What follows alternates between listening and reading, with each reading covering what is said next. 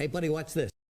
Hello, Regis Kilbin is the name, and Hearthstone is the game, and this is part 6 of my Mean Streets of Gadgetzan card review. This time around, I think I've got 9 new cards, most of which are a part of the Grimey Goons crime family.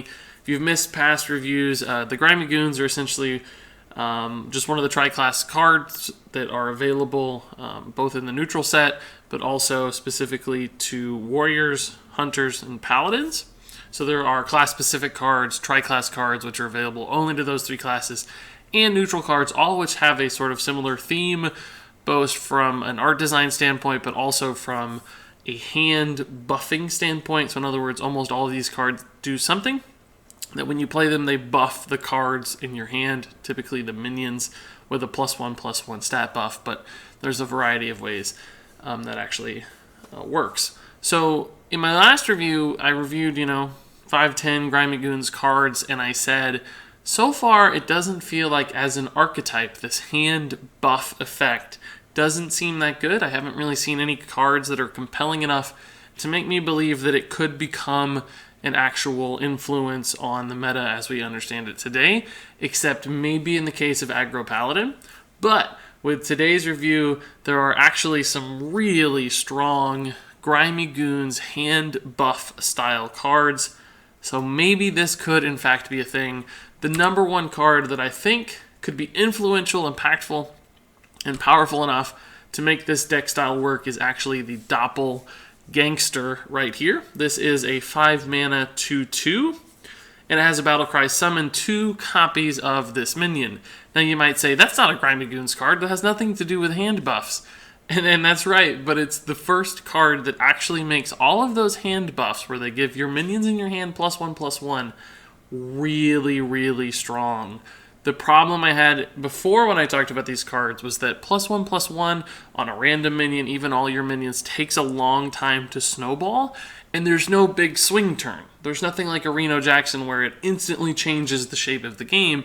It just slowly makes a larger and larger impact over time, but that's not that good just because your opponent has time to answer it. They have time to kill you before you really get all that long-term value. So the Grimey Goons cards lacked a really big swing card that just flips the board insanely in your favor.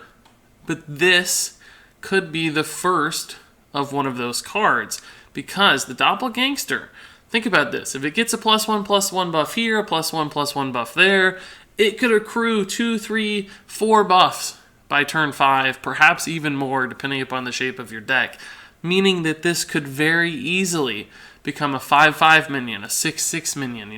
In the late game, it could become a 10/10 minion or higher. There could be crazy buffs on this guy by the end of the game, which means that when you play this 5-mana card, you get not only, let's say, the first 6/6 if it's been buffed 4 times.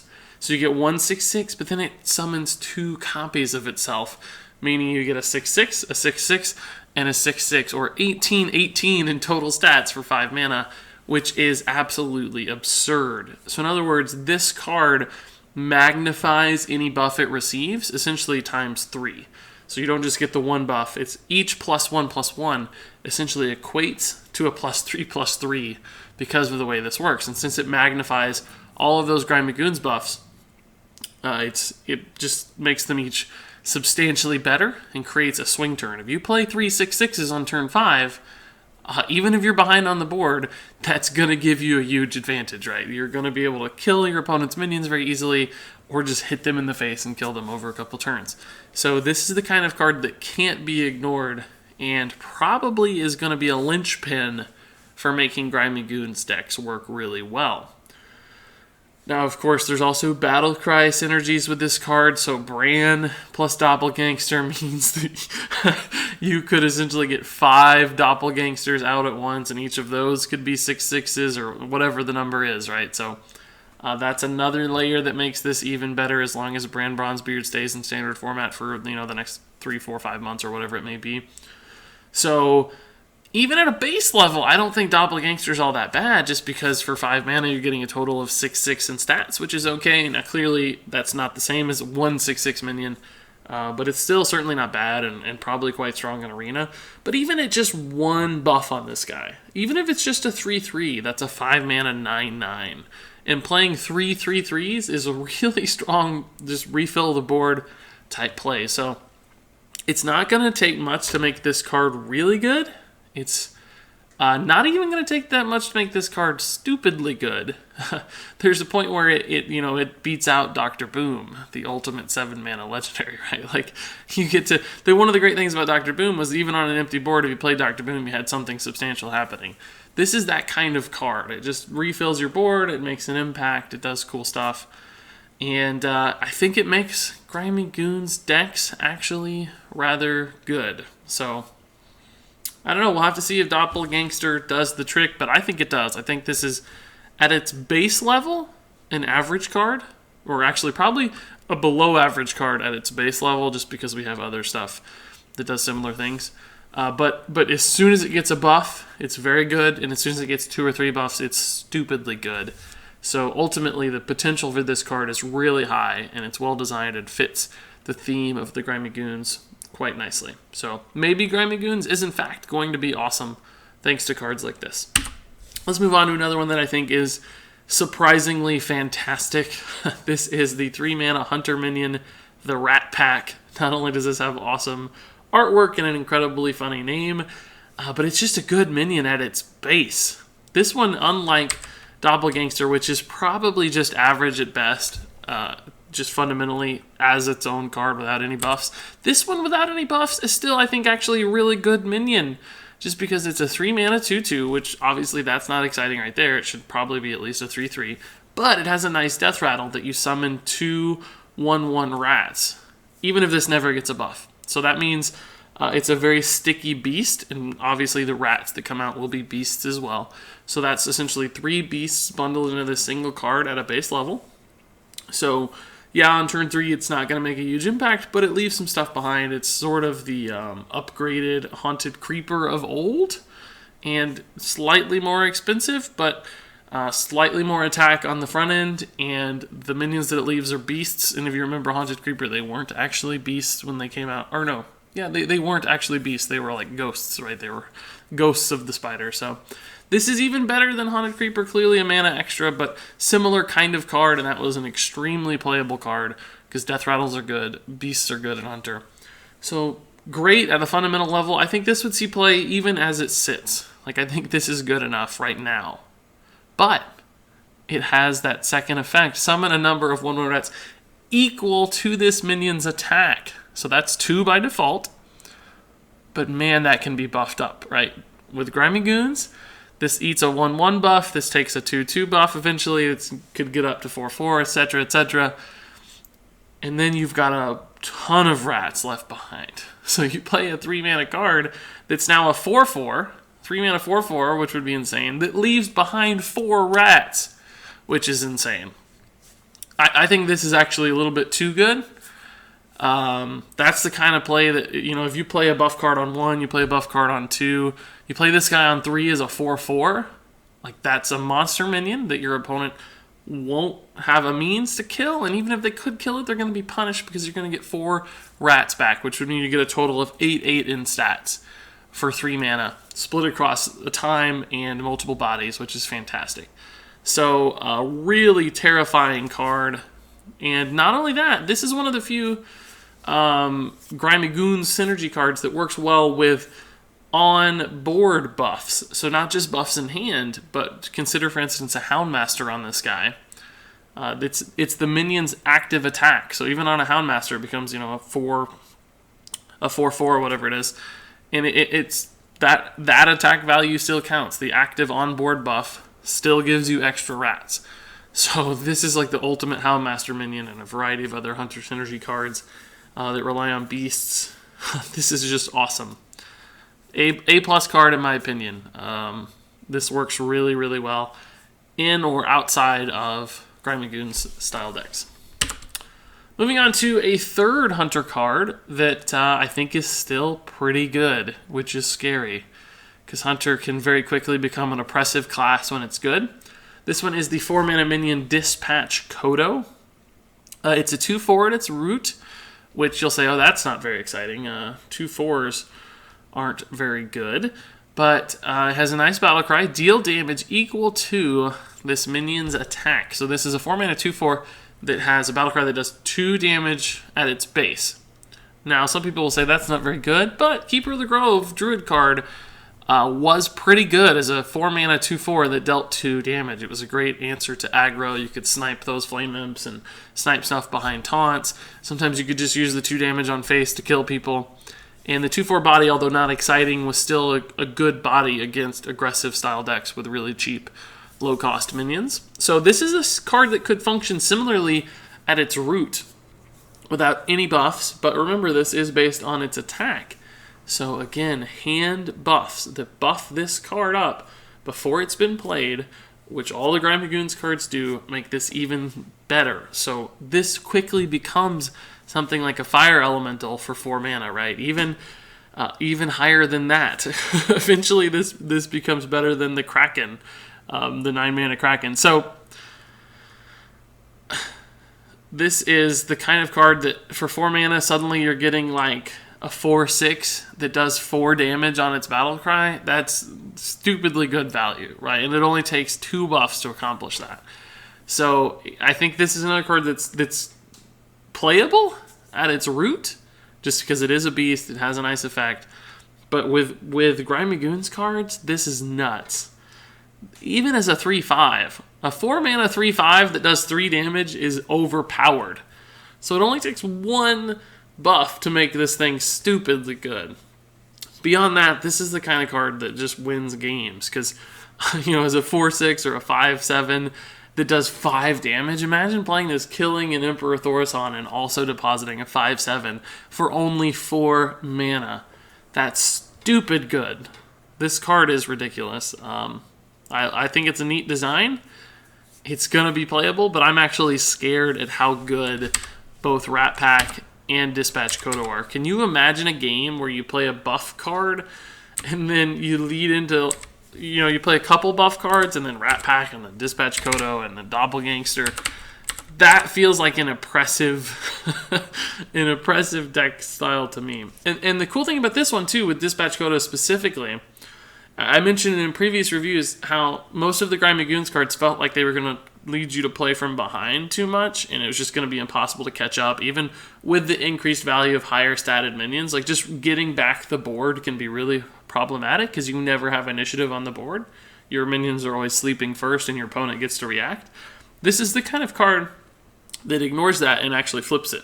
So this is an active card that can answer stuff while still depositing a nice minion. So it's much more reactive and helps you swing or flip the state of the board so that you're not really playing from behind quite as much, and it forces your opponent to start considering the match even.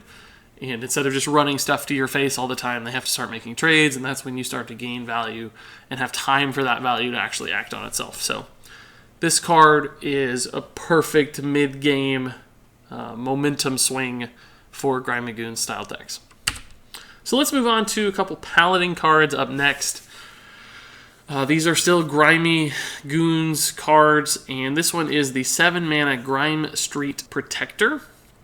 It's a 7-mana 6/6, and it has Taunt by default.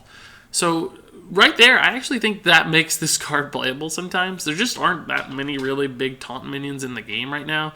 So there's like Chillmaw that has similar stats, but of course it's a legendary, and it sometimes has a negative downside if you're playing a deck with a lot of minions. So there just aren't really a ton of big taunts. So this stands out almost immediately just in that regard, and that it's a 6/6 taunt, which is nice. But it also has this really cool battle cry: give adjacent minions Divine Shield. So in a buff style Paladin deck, I think I've mentioned this in previous reviews, when minions are getting higher attack values, and Paladin has a lot of buffs to do that, Divine Shields help set up really efficient trades, so you can trade up in your opponent's board. They also just create really sticky minions. It's hard for your opponent to clear because they have to kill the Divine Shield, and then also the health total, so it requires multiple instances of resources instead of just one effect. So Divine Shields obviously have a ton of value. This guy's body is huge as well. So I don't actually know exactly what kind of deck this dude fits into just yet, other than just sort of a mid-range value Paladin. But I think all the pieces are here for this to be a solid card. Just because that battle cry is really quite good, and the stats are there, and it has taunt, which is always going to be something that's somewhat useful to a variety of different decks. So I don't have a vision yet for how this card works. And honestly, I don't really know how great it is in Grimey Goons decks either, other than the fact that you get a huge taunt. You can get an 8/8 taunt, a 9/9 taunt, etc., which is a bonus. But it's got all it needs to be a solid playable card. So I think it's well above average and will find some level of play somewhere. I just haven't figured it out just yet. So let's move on to the next Paladin card. This one is a spell, the One Mana Smuggler's Run. Give all minions in your hand +1/+1. So there's not a ton to say about this one. It's good. It works really well with stuff like Doppelgangster, right? Because the buffs that give all minions +1/+1 are guaranteed to hit a Doppelgangster that's in your hand. So these are much more consistent than the random minion effects. So it's very cheap. It's highly efficient. You can play it early in the game, like on turn 1, for instance, to really instantly start getting Grimey Goons buff value. So I don't really see any downsides to this one. It's particularly good in faster decks that don't care about cheap cards thinning out their deck too much and thinning out their draws too much. So in an aggro paladin, this has to be an instant inclusion in every way. This just feels like a strong card. It's a nice, simple, efficient Grimey Goon synergy card that certainly will be played, particularly in faster decks. So really strong card. So let's move on to a warrior card here. This one is a weapon, obviously. It's 4 mana. It's the Brass Knuckles, and it has 2 attack and 3 durability. And after your hero attacks, give a random minion in your hand +1/+1. So essentially, this is a pretty weak weapon as far as attack value is concerned. It's not going to be able to kill a ton of stuff very quickly, just because 2 attack is not 3. 3 is much better, and that's why Fiery War Axe is so darn good. And this also, the buff effect here, I think is not that awesome, because in total, it's only ever going to give you +3/+3. So, and it's 1 minion at a time, right? So as compared to a card like this, which could instantly, give you 4/4 or something on 4 different minions, this one is 1 minion at a time, a total of 3 times, and it takes 3 turns to accomplish that. So it's a much slower, much lower value effect than a 1 mana spell. So the deficit you're paying as far as attack value and durability is concerned actually is not worth it, just because I don't think the effect here is strong enough. And really the biggest problem with this card to me is just how slow it is. So I've already said I've got some concerns about how slow Grimey Goons are. Cards like Dispatch Kodo certainly help that. I don't know that cards like Brass Knuckles do, because by the time turn 4 rolls around, there's not going to be a ton of stuff for you to kill at 2 health or less. So it's not going to help you like re-grab the board.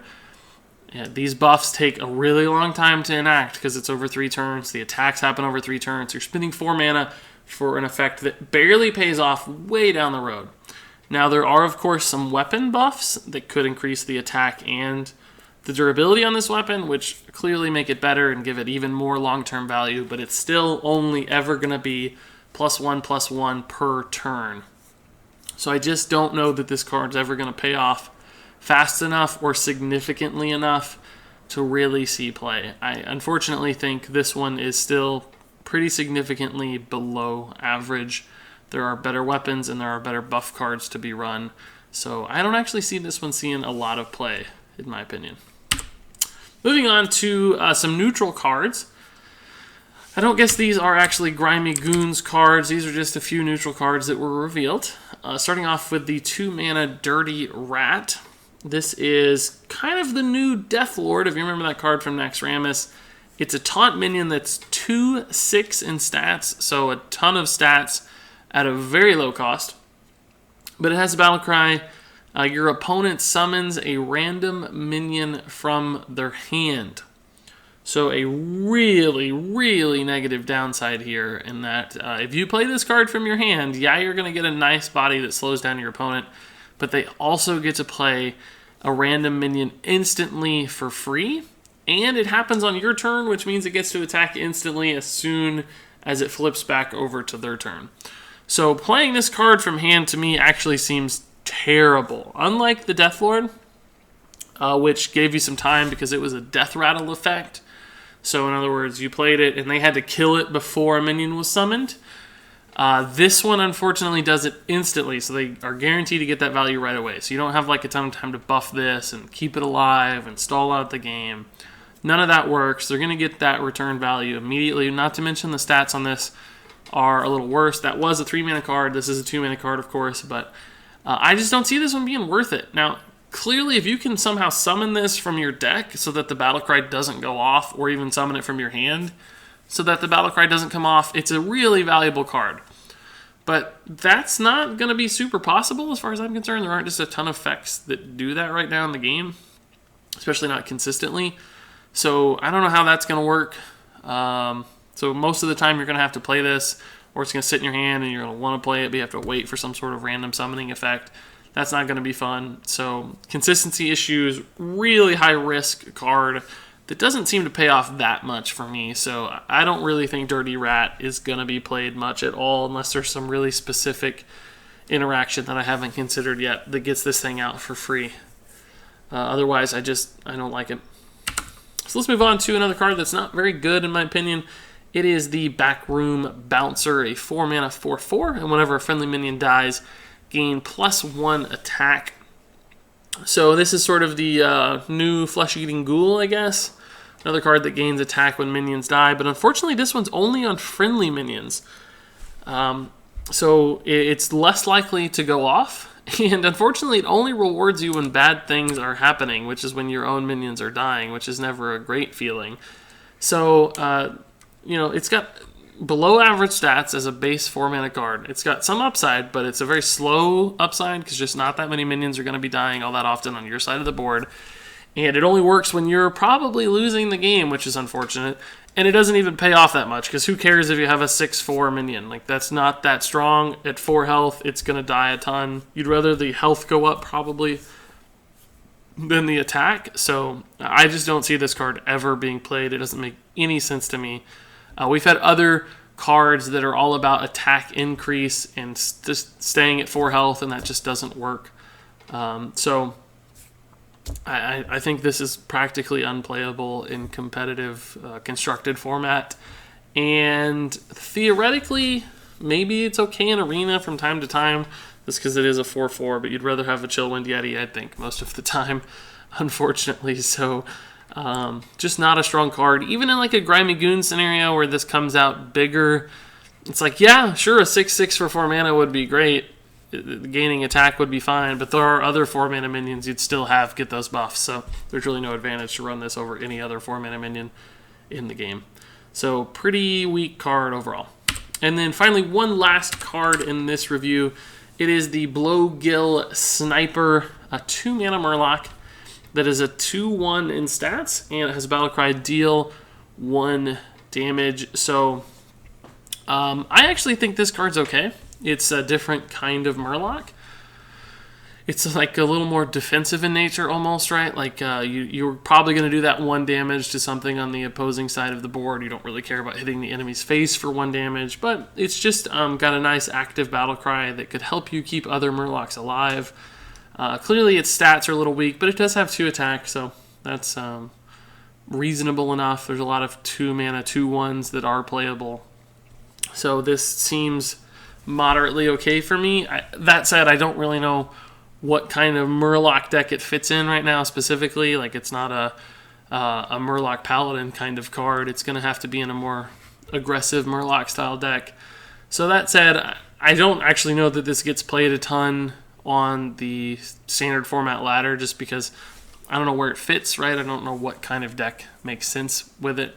But ultimately, as a card, I think it's fine as far as value for cost is concerned, particularly when you consider the tribal advantages of Murloc, which tend to negate the downside of bad stats by having so many different kinds of buff cards that could very easily turn this into a 2/3 or an even higher attack, higher health minion without too much downside. So the instant activation of the battle cry is worth the cost of the worse stats, just because it's quite easy to mitigate those negative stats by buffing them up in Murloc synergy decks.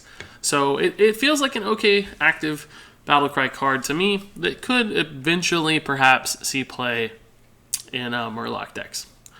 So that'll actually wrap it up for me in part 6 of the Mean Streets of Gadgetzan. These are some interesting cards, a lot of really strong ones here at the beginning, and a handful of pretty bad ones at the end. It seems to me like most of the neutral cards in this set so far have been rather weak, minus Doppelgangster, and a lot of the class cards are finally starting to take shape, and we're seeing the Grimey Goons buff synergies in action, and they might just make sense after all, which is pretty exciting, because I'd hate to see an entire new archetype go to waste, much like Inspire did in the past. So hopefully Blizzard has tuned this in a sensible way that has a positive impact on the Hearthstone meta. All that said, if you have any thoughts or comments on these cards, if I missed some crazy interaction or if I got it all wrong, let me know in the comments. I'd love to hear your thoughts. Thanks so much for watching, and until next time, game on.